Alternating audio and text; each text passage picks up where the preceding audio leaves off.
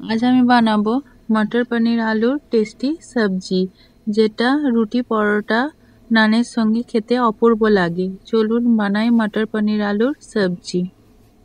মটর আলু পনিরের সবজি বানাবার জন্য আমি এখানে পনিরটাকে এইভাবে ডুমো করে কেটে নিয়েছি, আর একটা তেজপাতা নিয়েছি, শুকনো লঙ্কা নিয়েছি, আর এখানে গোটা গরম মশলা নিয়েছি, একটা দারচিনি, একটা লবঙ্গ, কিছুটা লবঙ্গ আর এলাইচি নিয়েছি, ছোট এলাইচি।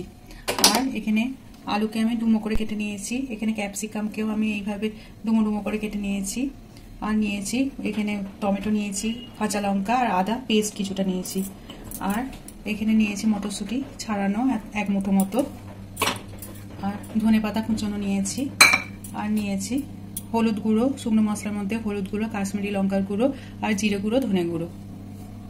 প্রথমে আমি কড়াটা গ্যাসের উপর চাপিয়ে গরম করে নিয়ে সাদা তেল দিয়ে দেব। সাদা তেলটা গরম হতে দেব। এটা গরম হলে আমি পনিরটা ভেজে নেব।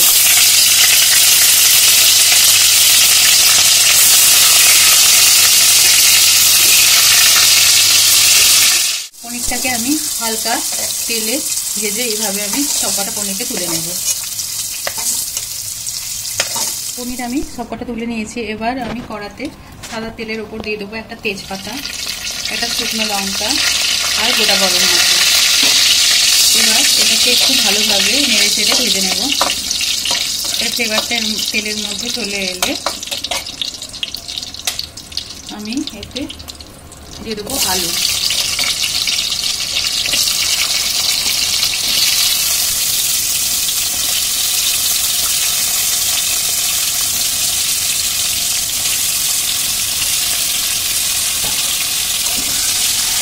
এবার আলুটা আমি ভালোভাবে এইভাবে নেড়ে চেড়ে ভেজে নেব।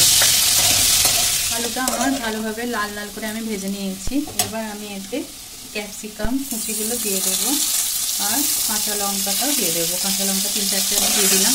এবার এটাকে আমি এর সঙ্গে ভালোভাবে নেড়ে নেব, আর কিছুক্ষণ ধরে এটাকে ভেজে নেবো এর সাথে। এবার ক্যাপসিকামটা আমার এর সঙ্গে ভালোভাবে ভাজা হয়ে গেছে। এই সময় আমি আদা পেস্টটা দিয়ে দেবো এতে। এই পেস্টটা দিয়ে আমি ভালোভাবে কষে নেবো এর সাথে।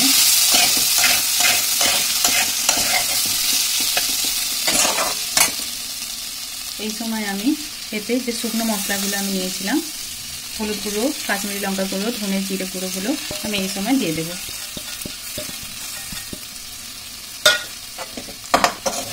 এবার একটু নেড়ে নিয়ে এতে আমি হালকা জল দিয়ে দেবো, যাতে মশলাটা করে নেব। এবার ভালোভাবে আমি কষে নেব।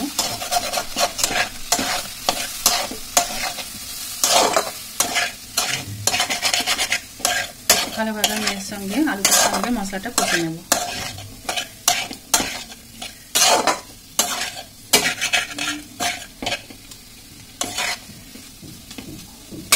এবার এতে আমি দিয়ে দেবো টমেটো। দুটো টমেটো আমি কুচি এতে দিয়ে দিলাম।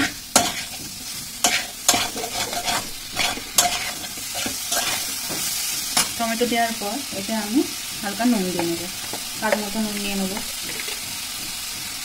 এতে সরিয়ে নেব।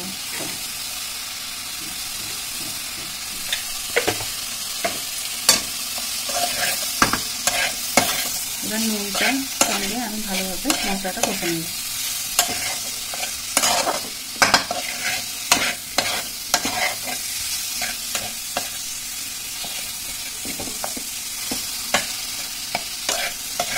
নুনটা দেওয়াতে টমেটোটা একটু নরম হয়ে যাবে। এবার টমেটোটা একটু গলে গলে এলে আমি দিয়ে দেবো মটরশুঁটিগুলো।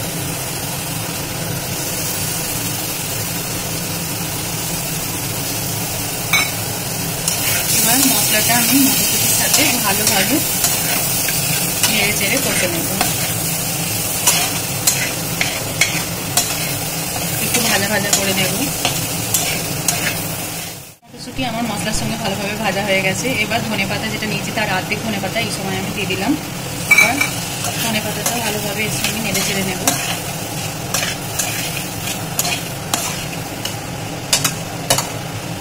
এবার আমি এতে পরিমাণ মতো জল দিয়ে দেব।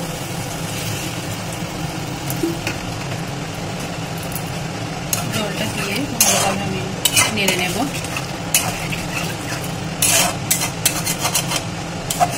এবার ঝোলটাকে আমি একটু ফুটতে দেবো। গ্রেভিটা আমার দেখুন ফুটতে লেগেছে। এই সময় আমি দিয়ে দেবো পনির। পনির সবকটা আমি দিয়ে দিলাম এই সময়। এবার একটু হালকা হাতে নেড়ে দেবো।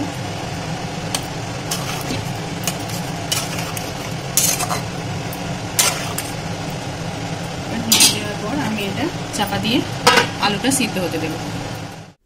এবার 4-5 মিনিট বাদে আমি ঢাকাটা খুলে নিলাম। দেখুন ক্যাপসিকাম আলু সবই আমার সিদ্ধ হয়ে গেছে। এই সময় আমি দিয়ে দেবো এতে অল্প চিনি।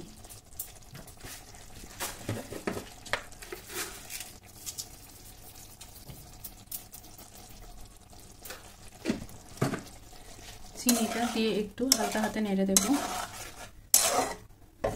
দিয়ে 1-2 মিনিট মতো আমি একটু ফুটতে দেব। এবার 2-3 মিনিট ফোটানোর পর আমি এতে দিয়ে দেব বাকি ধনেপাতা কুচিটা। এবার ভালোভাবে আমি নেড়ে নেব।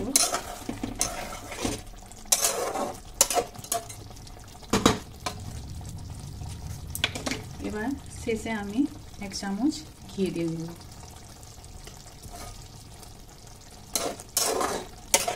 ঘি দিয়ে আমি একটু নেড়ে আমি গ্যাসের ফ্লেমটা বন্ধ করে দেব। আমার মটর পনির আর আলুর সবজি একদম রেডি পরিবেশনের জন্য। আমার মটর আলু আর পনিরের সবজি একদম রেডি। আমার মটর পনির আর আলুর নিরামিষ সবজি একদম রেডি পরিবেশন করার জন্য। এটা আমি একটা পাত্রে পরিবেশন করে নিয়েছি। আমার এই রকম রান্না যদি আপনাদের ভালো লেগে থাকে আমার চ্যানেলটিকে সাবস্ক্রাইব করবেন, আমার ভিডিওগুলো শেয়ার করবেন। ধন্যবাদ।